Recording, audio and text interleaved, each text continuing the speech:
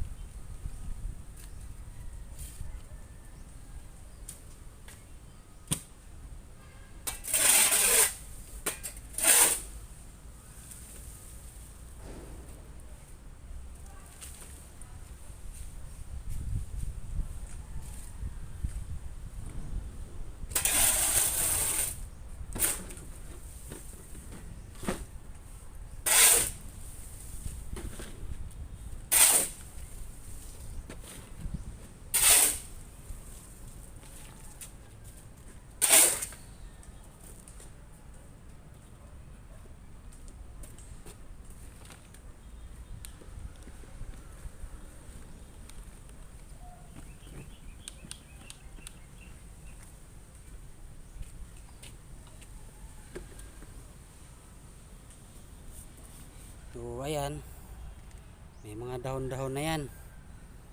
Ayan, may mga halo na yan kung ano-anong klaseng damo. Para pag nabulok yan, pataba pa rin yan. So ayan, yung mga pinagtaniman ko na yan mga kabomba. Kahalang ng refrigerator. Nakuha ko dyan sa ilog. Ayan.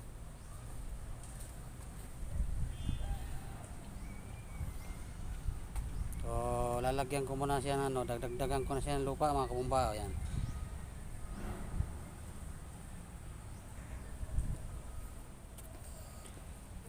Ayan mga kabomba, medyo puno na siya. May lupa na siya, pero dadagdagan ko pa yan dahil hindi pa siya puno, kasi dapat hanggang dito para pagka nabulok na yung damo, mga dahon, bababa pa yan. Lupa dito.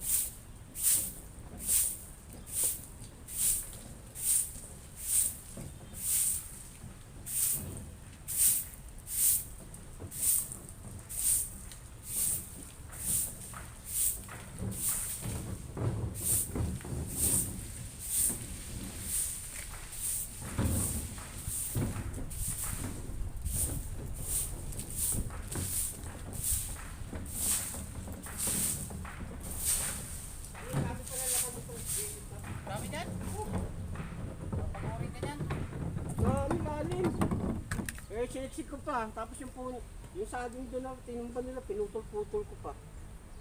Ang dami pa lang naman ito. May saging doon, hinog na. Nabubulok na iba. Hindi na, kakain na nga akong apat.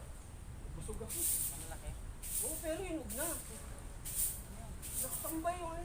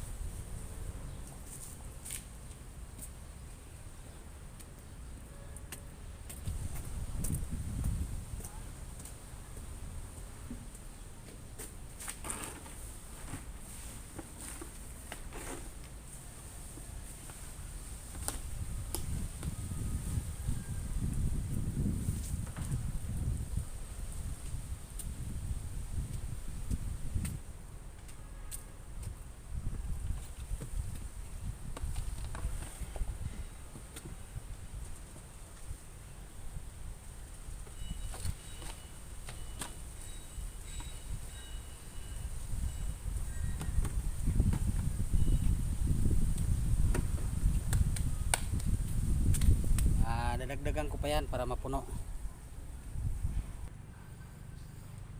So ayan, so puno na siya. So ang gagawin ko na lang dyan, lagi ko na lang yan didiligan para yung nasa ilalim ng mga damo o yung mga dahon-dahon, madali siyang mabulok, no? Pag nabulok na, so nagiging lupa na yon, so tataniman ko na yan ng dragon fruit. So ayan, maganda rin magtanim ng talong kasi ang talong hindi siya mahirap alagaan, saka mahaba ang buhay, no? Kaya yung talong mga kabomba, pagka pinutol mo yung puno, so mabubuhay uli siya. Ayan, putol na yan dahil matanda na nga siya, pinutulang ko na. Ayan, bumunga uli siya, nagsanga, nabuhay uli. Wag lang yung talong mo nakatago mga kabomba, no? Kasi pag matanda na, pag pinutol mo, patay ka. Yung talong lang tinatanim. Ayan. Ayan. Putol na yan, yan. Putol yan. Ayan. So, nagsanga uli siya. So, wag lang yung talong mga kabomba, yung talong na nakatago ha. Pag tumanda na, puputulin mo. Sigurado patay ka dyan. Ayan, bumulaklak na uli siya. See? So, ayan pa, may bunga na siya. Charan! Mga ganyan kalalaki kasi yung talong na to mga bomba, bilog.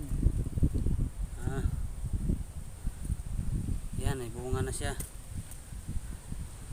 So kahit hindi mo siya gaanong madiligan, so nabubuhay pa rin. Ayan, di siya mahirap alagaan yung talong.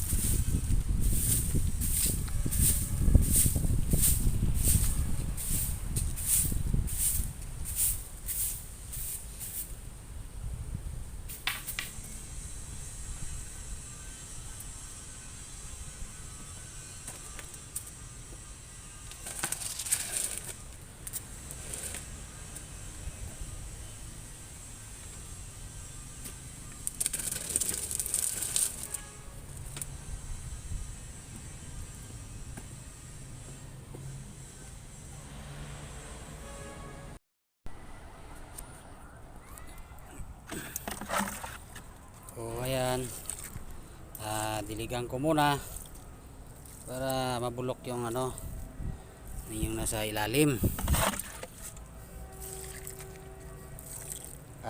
Didiligan ko na rin yung mga alaga kong talong. So ayan, diligan muna natin yung ating talong para sumigla, no? Yung talong mo, pinahawak ng commander mo yan, isigla din yan. Yung talong.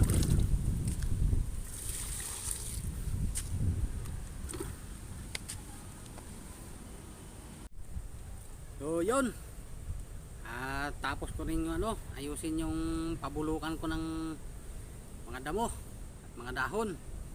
So nasilip ko na rin yung aking mga talong. So mayroon na siyang mga bunga. So ganun lang mga kabomba, no? Pag nagtatanim kayo ng talong, so akala nyo mamamatay na siya, ibig sabihin nun matanda na.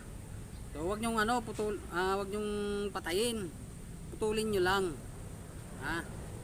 So sasanga naman uli yan, so muli siyang visibol. So magbubunga uli yan. Wag lang yung talong na nakatago. Wag mong putulin yun, mawawasak na bukasan mo. Ganun lang. So hanggang dito na lang. Bye bye.